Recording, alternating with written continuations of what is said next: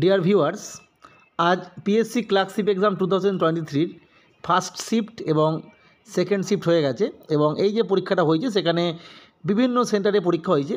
যে সমস্ত সেন্টারে আমার পরিচিত মানুষজন অর্থাৎ ছাত্রছাত্রী বা বন্ধু সম যারা ভাতৃ সম যারা সেই পরীক্ষায় অংশগ্রহণ করেছিল ফার্স্ট শিফট এবং সেকেন্ড শিফটে, তাদের বক্তব্য অনুযায়ী যে সেখানকার যে চেকিং গার্ড সমস্ত কিছু যথেষ্ট ভালো ছিল, অর্থাৎ সে নিয়ে কোনো প্রশ্নচিহ্ন নেই।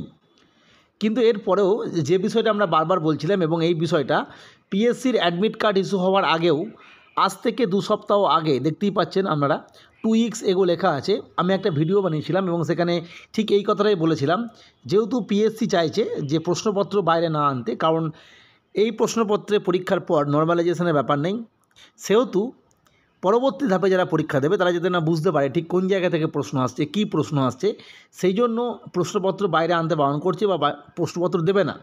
ফলে তোমরা যারা পরীক্ষা দেবে তারা অবশ্যই পরীক্ষা দেওয়ার পর বাইরে এসে কোনোভাবেই কী ধরনের প্রশ্ন এসছে, কেমন প্রশ্ন এসছে, কোন জায়গা থেকে প্রশ্ন এসছে, কোন টপিক থেকে বেশি প্রশ্ন এসছে, এই ধরনের বিষয় যেটাকে আমরা মেমোরি বেসড অ্যানালাইসিস বলি, সেটা কিন্তু করো না, বা তোমাদের নিজস্ব যে প্রোফাইলগুলো আছে সোশ্যাল মিডিয়া প্রোফাইল সেখানে শেয়ারও করো না। তা সত্ত্বেও আজকের দিনে দেখা গেছে যে মেমোরি বেসড কোশ্চেন অ্যানালাইসিস কিন্তু অনেকেই করেছে। যাই হোক, সেটা তাদের পার্সোনাল ব্যাপার, যেহেতু পিএসসি এই নিয়ে কোনো ডিটেলস অর্ডার দেয়নি। এসএসসি যেমন আমরা দেখেছিলাম সিএইচএসের ক্ষেত্রে দিয়েছিল। যাই হোক, কিন্তু সবথেকে তাৎপর্যপূর্ণ বিষয়, বিভিন্ন পরীক্ষা সেন্টারে যথেষ্ট সুন্দরভাবে জাজ বা চেকিং এই সমস্ত হওয়ার পরও কিছু প্রশ্ন কিন্তু সোশ্যাল মিডিয়ায় দেখা গেছে যেগুলোকে ক্লার্কশিপের প্রশ্ন বলে মনে করা হচ্ছে। যাই হোক, ওটা আদৌ যে ক্লার্কশিপের প্রশ্ন কিনা আমার সেটা জানা নেই। যদি সেটা ক্লার্কশিপের প্রশ্ন হয় এবং সেই প্রশ্নের পত্রে আমরা দেখেছি যে পিএসসি যেটা আগেই বলেছিল বিভিন্ন কিউআর কোড থাকবে, এবং কিউআর কোড থাকার জন্য এই প্রশ্নটা অ্যাকচুয়ালি কে ব্যবহার করেছে অর্থাৎ প্রশ্নটায় কে পরীক্ষা দিয়েছে সেটা কিন্তু বোঝা যাবে।